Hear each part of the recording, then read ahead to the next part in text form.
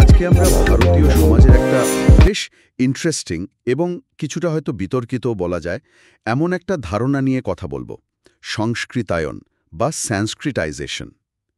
আমাদের হাতে যে সূত্রগুলো আছে সেগুলো ঘেঁটে আমরা দেখব এই সামাজিক গতিশীলতার প্রক্রিয়াটা আসলে কি, মানে কিভাবে কাজ করে। হ্যাঁ, এই সংস্কৃতায়ন বিষয়টা সমাজতত্ত্বে খুব গুরুত্বপূর্ণ একটা কনসেপ্ট। তো সূত্রগুলো দেখে যা প্রাথমিকভাবে বোঝা যাচ্ছে, এটা হচ্ছে ভারতের যে তথাকথিত নিম্নবর্ণের গোষ্ঠীগুলো আছে তারা সামাজিক মর্যাদা বাড়ানোর জন্য বা সমাজে একটু ওপরে ওঠার জন্য তারা উঁচু বর্ণের, বিশেষ করে ধরু ব্রাহ্মণদের রীতিনীতি, চালচলন এগুলো অনুকরণ করতে শুরু করে।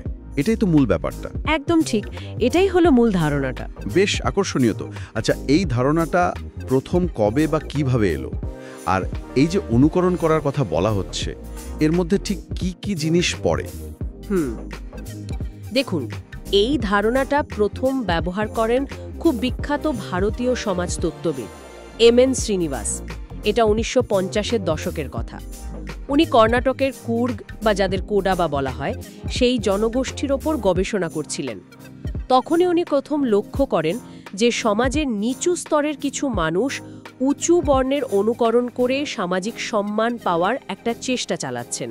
ও আচ্ছা, 1950-এর দশকে, বেশ পুরনো পর্যবেক্ষণ তাহলে। তো এই অনুকরণের মধ্যে ঠিক কি কি ব্যাপার থাকে? সূত্রগুলোতে দেখলাম বেশ কিছু উদাহরণ আছে। হ্যাঁ, অনেক কিছুই আছে। যেমন ধরুন খাদ্যাভ্যাস পাল্টে ফেলা, মানে আমিষ ছেড়ে নিরামিষাশী হওয়া। তারপর ধরুন মদ্যপান বা এই ধরনের অভ্যাস ত্যাগ করা, মানে যেগুলো তথাকথিত অশুদ্ধ মনে করা হয়। ঠিক তাই। এছাড়াও ধরুন পৈতা ধারণ করা, যেটা মূলত ব্রাহ্মণ বা উচ্চ বর্ণের একটা চিহ্ন হিসেবে দেখা হয়। তারপর ধরুন বৈদিক আচার অনুষ্ঠান, মন্ত্রপাঠ এইগুলোর প্রতি আকৃষ্ট হওয়া, সেগুলো পালন করা। হ্যাঁ, এমনকি এটাও দেখা যায় যে নিজেদের স্থানীয় বা লোকায়ত যে দেবদেবী তাদের পুজো ছেড়ে দিয়ে হিন্দু ধর্মের যে মূল স্রোতের দেবদেবী যেমন বিষ্ণু, শিব, লক্ষ্মী তাদের পুজো শুরু করা। অর্থাৎ জীবনযাত্রায় একটা বলা যেতে পারে শুদ্ধিকরণের চেষ্টা। যেমন সূত্রগুলো বলছে মাংস খাওয়া বন্ধ করা, পশু বলি প্রথা ত্যাগ করা, বিধবা বিবাহ যেটা হয়তো আগে প্রচলিত ছিল সেটাও বন্ধ করার একটা প্রবণতা দেখা যায়। এইগুলো কি নিচু অভ্যাস বলে মনে করা হতো? হ্যাঁ, ঠিক ধরেছেন। এগুলোকে অনেক সময় তথাকথিত অপবিত্র বা নিচু জাতের পরিচায়ক বলে মনে করা হতো। তাই এইগুলো বর্জন করে নিজেদের শুদ্ধ প্রমাণ করার একটা চেষ্টা থাকে। এর সাথে সাথে কিন্তু পেশা পরিবর্তনের বিষয়টাও জড়িত। অনেক সময় দেখা যায় যে পেশাগুলোকে সমাজে নিচু বা অসম্মানজনক বলে ধরা হয় সেইগুলো ছেড়ে দিয়ে তুলনামূলকভাবে একটু বেশি সম্মানিত পেশা, মানে যেটা উঁচু বর্ণের লোকেরা করে, সেই ধরনের পেশা গ্রহণ করার চেষ্টা করা হয়। আচ্ছা, তাহলে এই সব কিছুর পেছনে মূল উদ্দেশ্যটা কি? শুধুই কি সম্মান পাওয়া? মূল লক্ষ্য অবশ্যই সামাজিক সিঁড়িতে ওপরে ওঠা, মানে জাতিভেদ প্রথার যে স্তরবিন্যাস তাতে নিজেদের অবস্থান উন্নত করা এবং তার মাধ্যমে সমাজে আরও বেশি মর্যাদা, আরও বেশি স্বীকৃতি লাভ করা। কিন্তু মানুষ কেন এই রকম একটা বেশ কঠিন আর দীর্ঘ প্রক্রিয়া সেটা কেন বেছে নেয়? সূত্রমূল অবশ্য কয়েকটা কারণ বলছে, যেমন জাতিভেদ প্রথার যে কঠোরতা, যে বৈষম্য, তা থেকে কিছুটা হলেও মুক্তি পাওয়া, সমাজে সম্মান তো বটেই, আবার ধরুন মন্দির বা শিক্ষার মতো জায়গায় প্রবেশাধিকার পাওয়া, আগে হয়তো সেগুলো বন্ধ ছিল। সরকারি সুযোগ সুবিধা পাওয়ার একটা আশাও থাকে, তাই না? অবশ্যই, প্রভাবশালী গোষ্ঠীর কাছাকাছি আসা, তাদের মতো হওয়ার চেষ্টা করা, এটাও একটা কারণ।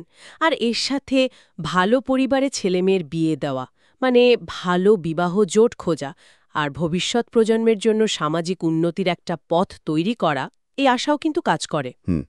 কিন্তু এখানে একটা প্রশ্ন আসছে, এই যে চেষ্টাটা, সংস্কৃতায়নের এই প্রক্রিয়া, এটা কি সবসময় সফল হয়? সূত্রগুলো কিন্তু বলছে না, সবসময় হয় না। একদমই না। এটাই খুব গুরুত্বপূর্ণ একটা দিক। চেষ্টা করলেই যে উঁচু বর্ণরা সেটা মেনে নেবে তা কিন্তু নয়। অনেক ক্ষেত্রেই দেখা যায় উচ্চ বর্ণগুলো এই নিম্ন বর্ণের মানুষদের দাবি বা তাদের এই পরিবর্তনের চেষ্টাকে সহলে গ্রহণ করে না। তারা হয়তো মনে করে এরা শুধু অনুকরণ করছে, আসলে এরা বদলায়নি। ফলে এই পরিবর্তনটা সমাজে পুরোপুরি স্বীকৃতি পেতে বা গৃহীত হতে অনেক সময় লেগে যায়, হয়তো কয়েক প্রজন্ম লেগে যেতে পারে। কয়েক প্রজন্ম? আচ্ছা। হ্যাঁ, আর এত কিছুর পরেও মানে স্বীকৃতি পাওয়ার পরেও প্রকৃত সামাজিক সমতা বা সমানাধিকার সেটা হয়তো অধরাই থেকে যায়। কাগজে কলমে বা আচার আচরণে হয়তো বদল এলো, কিন্তু মনের ভেতরে দূরত্বটা হয়তো থেকেই গেল। এটাই তো বিষয়টাকে আরও জটিল আর ইন্টারেস্টিং করে তুলছে। কারণ সূত্রগুলোতে দেখলাম এই সংস্কৃতায়ন প্রক্রিয়ার বেশ কিছু সমালোচনাও আছে। শুধু যে এটা সবসময় কাজ করে না তা নয়, এর কিছু অন্তর্নিহিত সমস্যাও নাকি তুলে ধরা হয়েছে। হ্যাঁ, ঠিকই দেখেছেন। সমালোচকদের একটা বড় অংশ মনে করেন যে এই প্রক্রিয়াটা আসলে জাতিভেদ প্রথার যে মূল কাঠামোটা, মানে যে অসাম্যতা গোড়ায় রয়েছে, সেই কাঠামোটাকে কিন্তু চ্যালেঞ্জ করে না, বরং ওই ব্যবস্থার ভেতরে থেকেই তার নিয়ম মেনেই ওপরে ওঠার চেষ্টা করে। মানে সিস্টেমটাকে না বদলে সিস্টেমের মধ্যেই একটা ভালো পজিশনে যাওয়ার চেষ্টা। একদম, অনেকটা সেরকমই। ফলে এটা পরোক্ষভাবে ওই বর্ণ ব্যবস্থাটাকেই কিন্তু টিকিয়ে রাখতে বা আরও শক্তিশালী করতে সাহায্য করে। আরেকটা বড় সমালোচনা হলো এই ধারণাটা মূলত হিন্দু বর্ণ ব্যবস্থার প্রেক্ষাপটেই তৈরি এবং প্রধানত সেটাই আলোচনা করে। অনেক সময় দেখা যায় ভারতের আদিবাসী সমাজ বা অন্যান্য অহিন্দু ধর্মীয় বা সাংস্কৃতিক গোষ্ঠী তাদের নিজস্ব যে সামাজিক গতিশীলতার প্রক্রিয়া বা উন্নতির চেষ্টা, সেগুলোকে এই তত্ত্বটা ঠিকমতো ধরতে পারে না বা উপেক্ষা করে যায়। আর একটা প্রশ্নও তো উঠছে, সূত্রগুলো যেমন ইঙ্গিত দিচ্ছে যে শুধু আচার অনুষ্ঠান বা জীবনধারার নকল করলেই কি সব সমস্যার সমাধান হয়? মানে অর্থনৈতিক উন্নতি বা শিক্ষার সুযোগ এইগুলো কি আপনা আপনি চলে আসে? সেখানেই তো আসল প্রশ্ন। মানে সাংস্কৃতিক পরিবর্তনের সাথে সাথে যদি অর্থনৈতিক বা কাঠামোগত পরিবর্তন না আসে, তাহলে শুধু এই বাহ্যিক অনুকরণ দিয়ে প্রকৃত উন্নতি বা মুক্তি কতটা সম্ভব, এটা একটা বড় বিতর্কের জায়গা। সামাজিক স্বীকৃতি হয়তো কিছুটা মিলল, কিন্তু অর্থনৈতিক বা রাজনৈতিক ক্ষমতা কি এলো? খুবই গুরুত্বপূর্ণ পয়েন্ট।